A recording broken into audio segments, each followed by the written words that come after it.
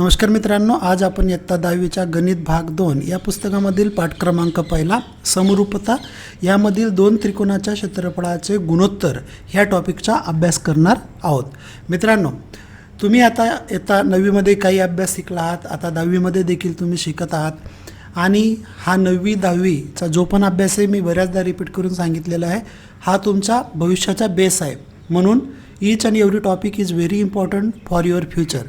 म्हणून आजच्या लेक्चरमध्ये आपण दोन त्रिकोणांच्या क्षेत्रफळाचे गुणोत्तर याचा फॉर्म्युला कसा येतो, ते कसं काढायचं, ह्या गोष्टी अगदी सोप्या भाषेत मी तुम्हाला समजून सांगणार आहे।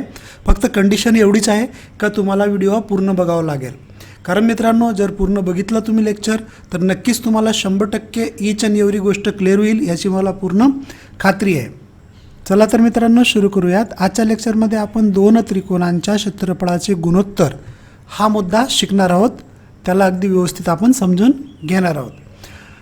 थोड्याशा मागच्या गोष्टी करूया। तुम्ही इयत्ता 8वी 9वीमध्ये त्रिकोण आणि त्रिकोणाचे प्रकार हे शिकले आहात आणि तिथं तुम्ही त्रिकोणाचे क्षेत्रफळ म्हणजे एरिया ऑफ ट्रायंगल हे देखील शिकला आहात। मग area of triangle is equal to half गुणिला बेस इंटू हाईट हा फॉर्म्युला शिकला आहात तुम्ही मित्रांनो।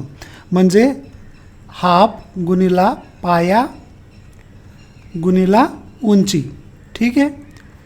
हे सर्व कॅल्क्युलेशन म्हणजे त्या दिलेल्या त्रिकोणाचं क्षेत्रफळ हे तुम्ही शिकला आहात। क्लिअर आहे? तर मग आजच्या लेक्चरमध्ये आपल्याला काय शिकून घ्यायचं आहे। समजा तुम्हाला त्रिकोण ए हा एक दिलेला आहे आणि त्रिकोण बी हा एक दिलेला आहे, ठीक आहे।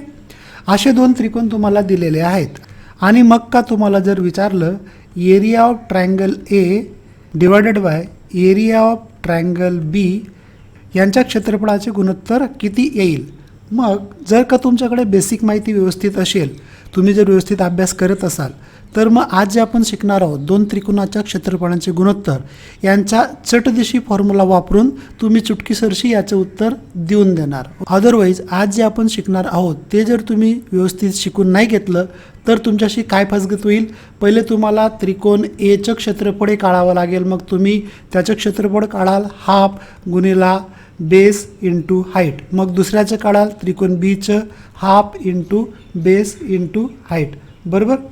मग ते उत्तरं येतील, मग त्यांचं तुम्ही गुणोत्तर घ्याल, ठीक आहे। याचं समजा एक्स येईल आणि याचं वाय येईल, मग त्यांची जी डिवायडेशन येईल ते तुमचं उत्तर निघेल। मग ही सर्व प्रोसेस तुम्हाला काय करतं, तुमचं वेळ खातं, अल्टिमेटली तुम्ही सर्व ठिकाणी मागे पडतात। म्हणून you should know accurate's way, you should learn topic to topic, म्हणजेच तुमचं ज्ञान हे वाढत जाईल आणि तेच नेमकं आजच्या लेक्चरमध्ये आपल्याला शिकायचं आहे मित्रांनो।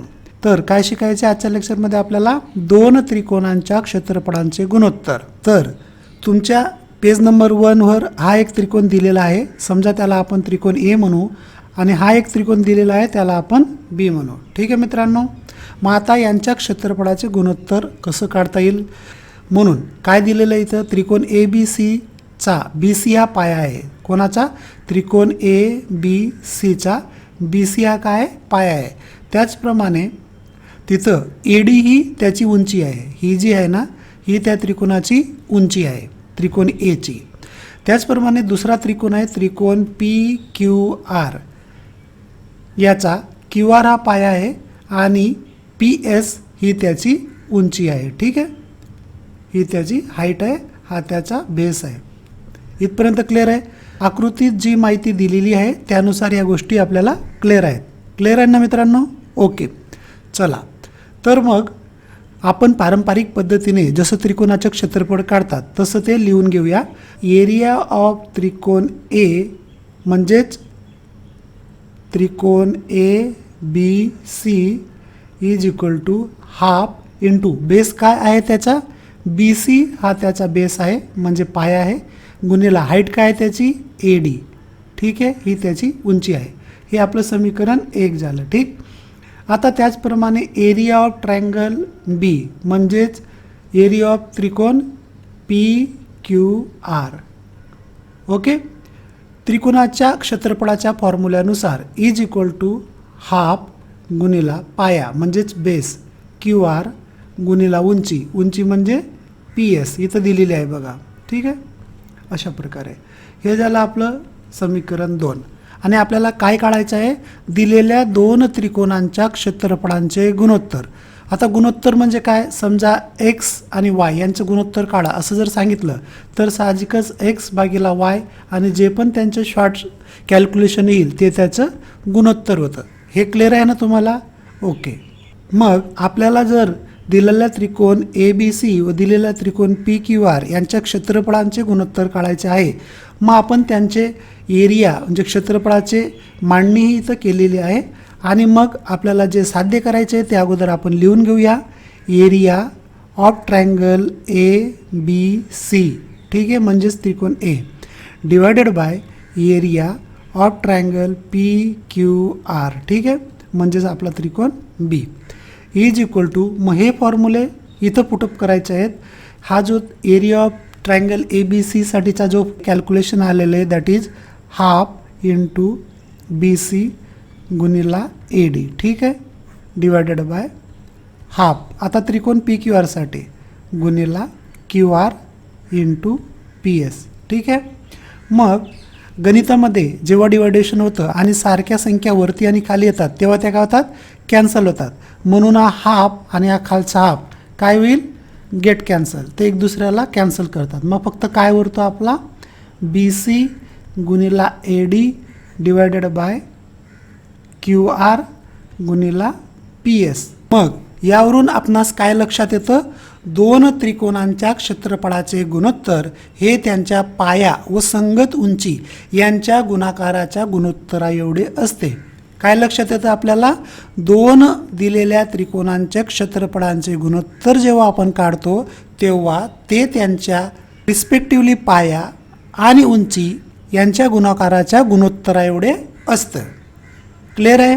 इथपर्यंत क्लिअर झालं आपल्याला. मग आता हा जो आपल्याला दिलेला त्रिकोण आहे त्रिकोण ए आणि हा दुसरा त्रिकोण दिलेला आहे त्रिकोण बी. समजा त्रिकोण ए याचा पाया म्हणजेच बेस हा आपण B1 मानला आणि याचा पाया बेस हा आपण B2 मानला. त्याचप्रमाणे याची उंची H1 मानली आणि याची उंची H2 मानली. म्हणजेच काय झालं, BC साठी आपण पुटअप केलं B1 आणि AD साठी H1 divided by Q R साठी B2 गुणिला PS साठी H2. क्लिअर आहे?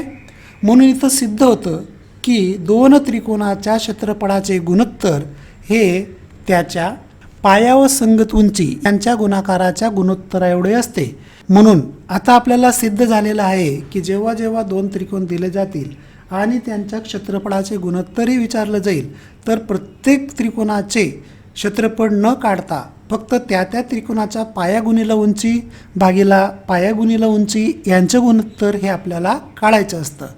इथपर्यंत आपण क्लिअर केलेलं आहे. मला खात्री आहे जे मी आता तुम्हाला शिकवलेलं आहे ते तुम्हाला नक्कीच चांगल्या प्रकारे लक्षात आलं असेल. मग ह्याच डेरिव्हेशनमध्ये एक प्रयोग आपल्याला करायचा आहे. प्रयोग ए कसा, जेव्हा दिलेला त्रिकोण ए व दिलेला त्रिकोण बी यांच्यामध्ये समजा त्यांचा पायासारखा असेल म्हणजेच B1 is equal to B2 असेल, ठीक आहे. म्हणजेच तुम्ही B1ला B2 लिहा किंवा B2ला B1 लिहा. त्या कंडिशनमध्ये काय होईल, B1ची किंमत आपण B2 टाकू गुणिला H1 डिवायडेड बाय B2 तसाच गुणिला H2, ठीक आहे. मग गणितीय फॉर्म्युल्यानुसार B2 गेट कॅन्सल, मग फक्त उरतो आपला H1 डिवायडेड बाय H2. म्हणून जेव्हा जेव्हा दिलेले त्रिकोण यांचे पाया हा सारखा असेल तेव्हा त्यांचे क्षेत्रफळाचे गुणोत्तर हे उंची of first triangle divided by उंची ऑफ सेकंड ट्रायंगल म्हणजे पहिल्या त्रिकोणाची उंची भागिला दुसऱ्या त्रिकोणाची उंची हेच ते येणार आहे. म्हणजे ते अजून सोपं झालेलं आहे. म्हणजे जेव्हा दोन त्रिकोण दिले जातील आणि दोघांचे पाया हे सेम असतील, बेस सेम असतील तेव्हा त्यांच्या क्षेत्रफळाचे गुणोत्तर उंचीच्या गुणोत्तराच्या बरोबर असते. त्याचप्रमाणे दुसऱ्या कंडिशनमध्ये आपल्याला बघायचं आहे जेव्हा दिलेले दोन त्रिकोणांची उंची सेम असेल पण पाया भिन्न असेल तेव्हा त्यांच्या क्षेत्रफळांचे गुणोत्तर कसं काढता येईल, तर सेम जर त्यांची उंची सेम असेल म्हणजेच H1 is equal to H2 असेल मग तेव्हा या H1ची किंमत इथं आपण पुटअप करू आणि मग काय येतं ते बघू. B1 गुणिला H1ची किंमत किती टाकतोय आता आपण H2, ठीक आहे, H2 भागेला B2 इंटू H2. मग गणितीय फॉर्म्युल्यानुसार समान संख्या कॅन्सल होते म्हणून H2 get cancel is equal to B1 divided by B2. तर मित्रांनो इथं आपण मेनली कोणकोणत्या गोष्टी आज शिकलेलो आहोत. सर्वात पहिली गोष्ट की दिलेल्या दोन त्रिकोणांच्या क्षेत्रफळांचे गुणोत्तर हे त्यांच्या रिस्पेक्टिव्हली पाया गुणिला उंची यांच्या गुणोत्तरा एवढे असते. ठीक आहे. दुसऱ्या कंडिशनमध्ये काय शिकलो, जेव्हा ते दिलेले त्रिकोण यांचे पाया हा समान असेल तेव्हा त्यांच्या क्षेत्रफळाचे गुणोत्तर हे त्यांच्या रिस्पेक्टिव्हली उंचीच्या गुणोत्तरा एवढे असते. आणि तिसऱ्या कंडिशनमध्ये काय शिकलो आपण, जेव्हा त्यांची हाईट ही सेम असेल तेव्हा त्या दिलेल्या त्रिकोणांचे क्षेत्रफळाचे गुणोत्तर हे त्यांच्या बेस म्हणजे पायाच्या गुणोत्तरा एवढे असते. अशा प्रकारे आज आपण अगदी महत्त्वाच्या 3 गोष्टी या शिकलेलो आहोत मित्रांनो. उम्मीद करतो तुम्हाला या 3 शिकवलेल्या गोष्टी चांगल्या प्रकारे लक्षात आल्या असतील. जर का तुम्हाला व्हिडिओ आवडला असेल, शिकवलेलं लक्षात आलं असेल तर प्लीज लाईक करण्यास कंटाळा करू नका. पुढच्या लेक्चरमध्ये ह्याच संदर्भात काही उदाहरण आपण सोडवणार आहोत. तोपर्यंत जय हिंद, जय महाराष्ट्र.